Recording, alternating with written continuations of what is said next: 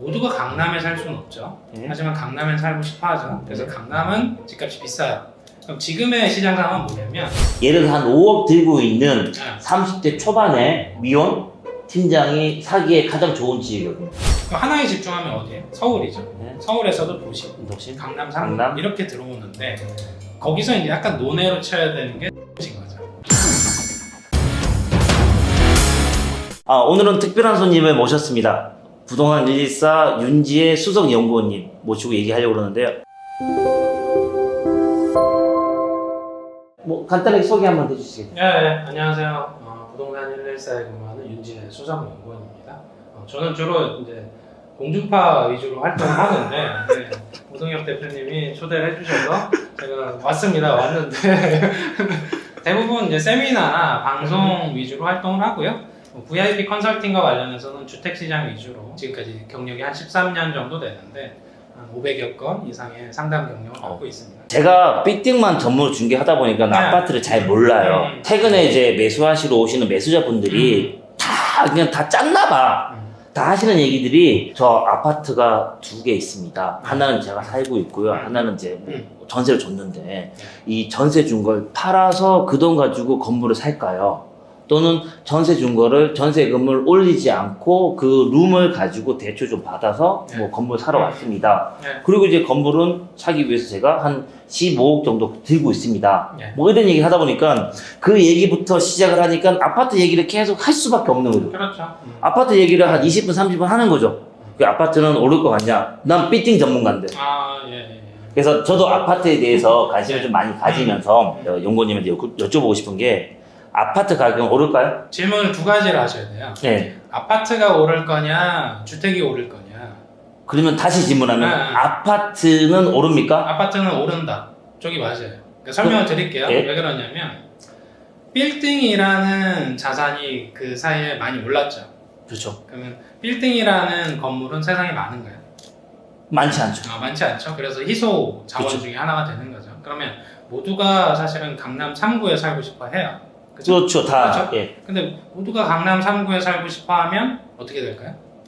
그만큼 가격이 오르겠죠. 왜 경쟁을 하니까. 그래서 지금의 가격이 된 거죠. 그렇죠. 모두가 강남에 살고 싶어 하니까. 근데 지금도 많이 올랐잖아. 그러면 모두가 강남에 살 수는 없잖아요. 그렇죠. 그래서 서울 전역으로 상승세가 퍼졌죠. 그럼 어디로 퍼졌습니까? 강남과 가까운 곳으로. 그렇죠. 퍼졌죠.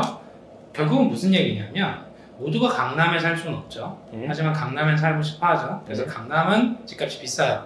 그럼 지금의 시장 상황은 뭐냐면 아까 첫 번째 화두 던진 것처럼 아파트냐 주택이냐 왜 구분해야 되냐면 모두가 아파트에 살고 싶어 하지만 아파트라는 자원 자체가 서울에 얼마나 있을까요? 한정적이다.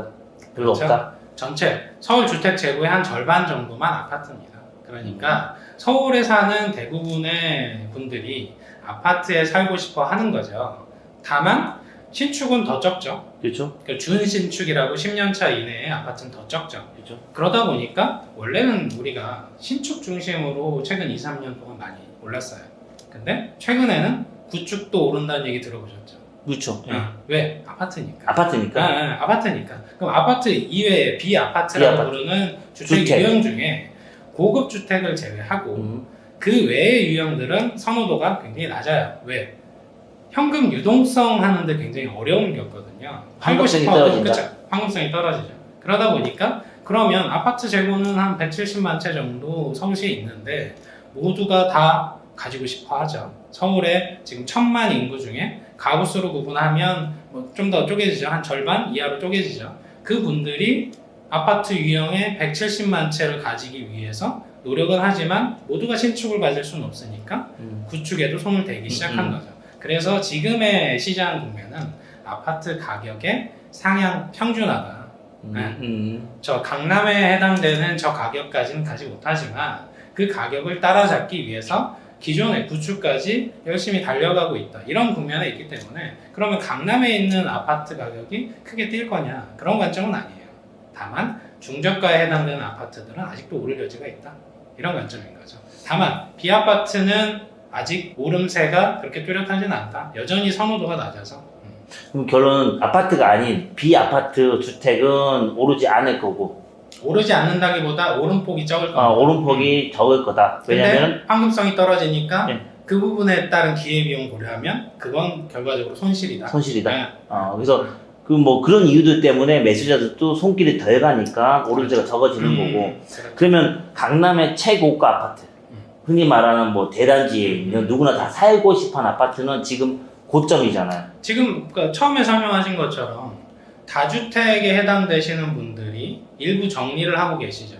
고가 주택에 해당되는 강남권에 있는 그 정리하실 때 사실은 그 아파트에 대출이 나오나요? 지금은 안 나오죠. 대출이 전혀 안 나오잖아요. 그래서 그분들이 사실은 다주택자와 관련돼서 세금 중과를 하다 보니까 일부 정리를 하려는 과정 중에 액션이 증여였어요. 근데 그렇죠. 증여는 이제 할 만큼 다 하셨고 그래도 2주택이면 이걸 어떻게든 하나는 팔아야 되는 상황인 거죠.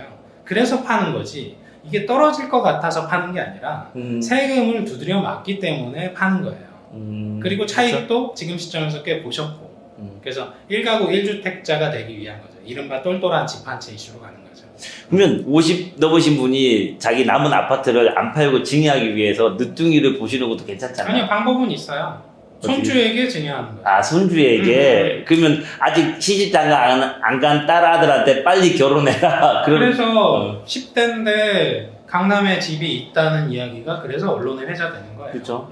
그게 왜 그러냐면 증여를 할 때 지금 이건 세테크의 하나인데 증여를 할 때 내 자녀한테 증여를 안 하고 손주한테 증여를 하면 건너서 그렇죠. 세대를 건너서. 그렇죠. 그러면 증여가 한 번만 이루어집니다. 그렇죠. 근데 자녀한테 증여하면 자녀가 또 한 번 증여해야 되잖아요. 세금을 2번 내야 두 번 내야지. 그래서 손주한테 증여하는 것도 세테크의 하나다. 그러면 강남 고가 아파트는 이제 그 상태인 거고 지금 강남의 중저가 아파트가 올라간다라는 얘기잖아요. 그렇죠. 따라잡는 국면에 있는 거죠. 그럼 내가 아직도 아파트 재택하고 싶다라고 하면 네. 강남의 중저가 아파트를 잡으면 되겠네요. 중요한 이슈는 뭐냐면 아까 얘기 드렸지만 강남에 모두가 살고 싶어 하니까 강남에 집을 살 수 있는 여력이 있으신 분이라면 강남에 집을 사는 게 맞아요.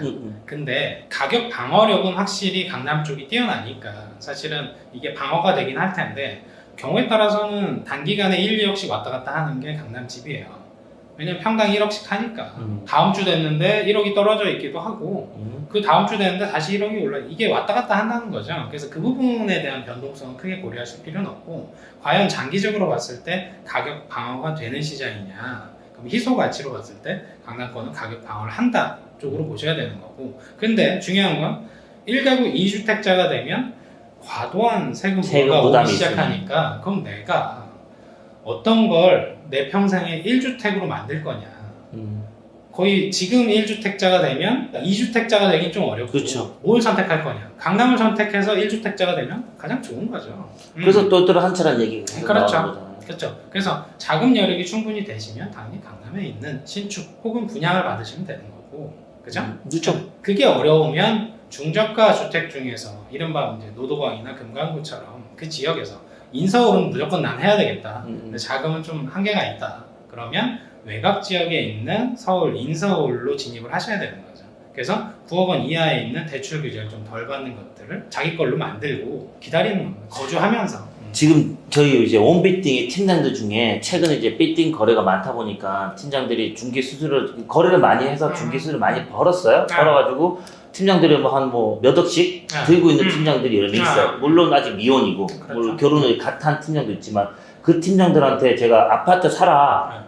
니들 아직 건물 사기에는 조금 여력이 부족하니까 아파트 사고 그 아파트 찍고 올라가자라는 얘기를 많이 하는데 그러면 예를 들어 한 5억 들고 있는 30대 초반에 미혼 팀장이 사기에 가장 좋은 지역이 어딥니까? 5억으로 끌어올 수 있는 레버리지가 10억 정도예요. 10억 정도에서 지금 강남 쪽에서는 좀 어렵잖아요. 어렵죠? 어려우면 강남 주변에 있는 쪽 강동 아니면 암사동 동작 강남 서초 송파 옆에 있는 강동구 그렇죠. 그다음에 서초 옆에 있는 동작 그렇죠. 이쪽으로 가라. 거기서 더 가면 이제 영등포까지 가는 거죠. 영등포까지. 근데 목동에 진입하기도 사실 15까지는 부족해요. 그렇죠. 목동도 안 되죠. 그러면 영등포 영등포 거기다 이제 강서구까지 가는 거죠. 저변을 넓히면. 그러다가 또 부족하면 이제 노도강 가시는 거. 노도강도 안 되면 이제 금강으로 아니, 가시는 거고. 건물도 그렇거든요. 건물도 강남에 이제 네. 사러 오셨는데 강남에 많이 올라가지고 강남에 못 사네. 그럼 어디로 갑니까? 그러면 제가 그 다음 순서는 강동구나 네. 동작구나 아니면은 뭐 강남에서 노선을 따져봤을 때 2호선, 7호선, 3호선, 9호선이 연계되어 있는 그런 그렇죠. 지역에 사십시오라고 하는 거랑 똑같은 얘기네, 아파트도. 그러니까 결국은 10억 가지고 또 넘사벽인 지역이 있어요. 강남 3구와 용산. 용산. 쉽게 10억 가지고 접근하기에 좋은 물건을 찾기가 어려워요. 가격이 이제 많이 올랐으니까. 특히 10억 정도면 사실 브랜드 대단지를 원하잖아요. 그런 것들은 사실은 강남 3구나 용산에 가면 그 가격에 못 사요. 예를 들어서 전용 84, 33평을 기준으로 하면 웬만하면 평당 5, 6천이니까. 쉽지 않죠, 네. 일반인들은. 그쵸. 입장에서는. 5, 6천만 돼도 저 20억이잖아요. 20억 하죠. 대출은 안 나오잖아요. 그렇죠, 안 나오죠. 어떻게 할까요? 못 사는 거죠. 그래서 대안은 뭐냐? 대안은 그러면 그 지역은 넘사벽이니까 최대한 근접하면서 아직 거기를 따라잡고 있는 것들로 가야 되는 거죠. 요즘에 이제 서울 외곽에 많이 또 가셨잖아요. 네. 근데 지금은 그런 움직임은 없죠. 지금은 순전히 아파트 시장이에요. 그죠?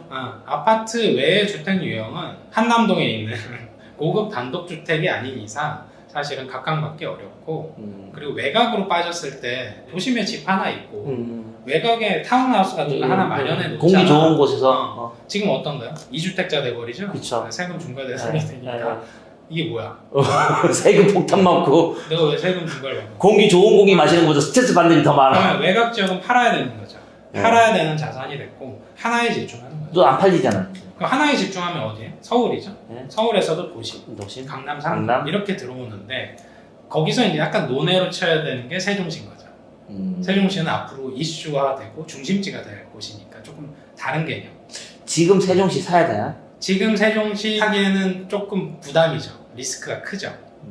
근데 길게 보면 장기적으로 사실 오를 거라고 보는 부분은 맞는데 개발 호재가 아직 끝난 것도 아니고 인구 유입도 전국에서 가장 빠른 지역이니까 사실은 가격 방어력은 여전히 있어요. 세종시는.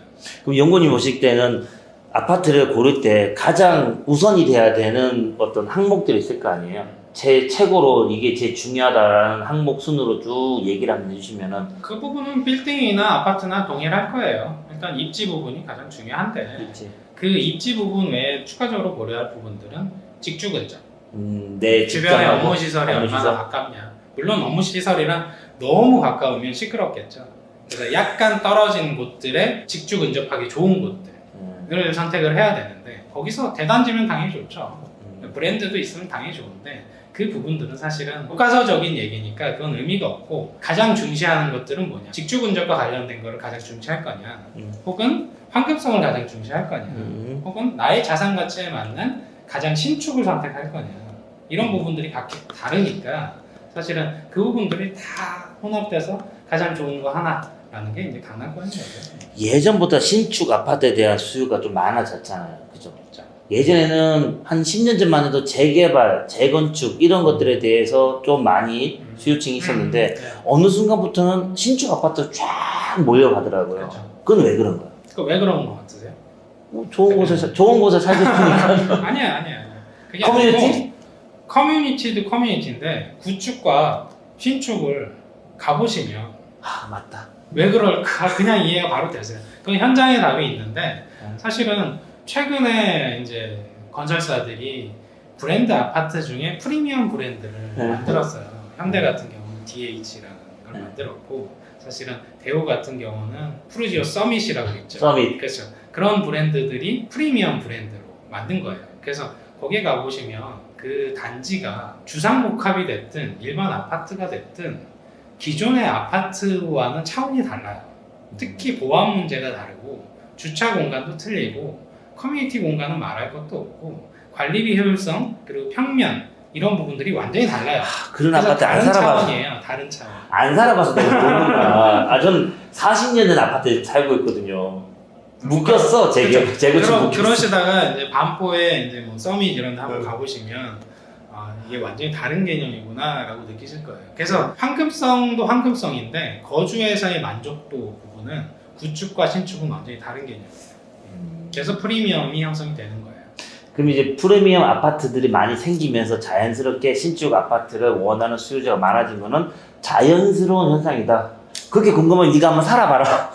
뭐, 살아보면 답이 나온다. 뭐 여담이지만 뭐 이런 얘기를 해볼까요? 그러면 빌딩은 왜 올랐나요? 빌딩은 아파트를 규제하기 때문에 반사 이익 본 것도 있고요. 정말 그게 가장 큰 원인. 아니 가장 큰 건 아니죠. 수익성에 대한 니즈도 많이 생긴 거죠. 이제 달달이 이제 월세를 받고 싶다. 그렇죠. 라는 것도 있고 또 빌딩에 관련된 서비스를 하는 업체들이 많이 생기면서 그냥 아파트처럼 그냥 소유는 내 거지만 관리는 다른 업체한테 맡길 수 있다. 그래서 소유와 관리가 분리되는 것도 중요한 포인트 요인이 될 수도 있고 복합적으로 적용이 된 것 같은데 질문에 대한 답은 없는 것 같아. 표정을 보니까. 답은 없죠. 답은 뭐예요? 답은 뭔데요? 답은 뭐죠? 그럼 토지는 왜 올랐을까요? 돈이 많이 풀려서 그런 거 아니에요? 부동산이 전체적으로 다 전체적으로. 올랐잖아요. 네. 상가 빼고. 네.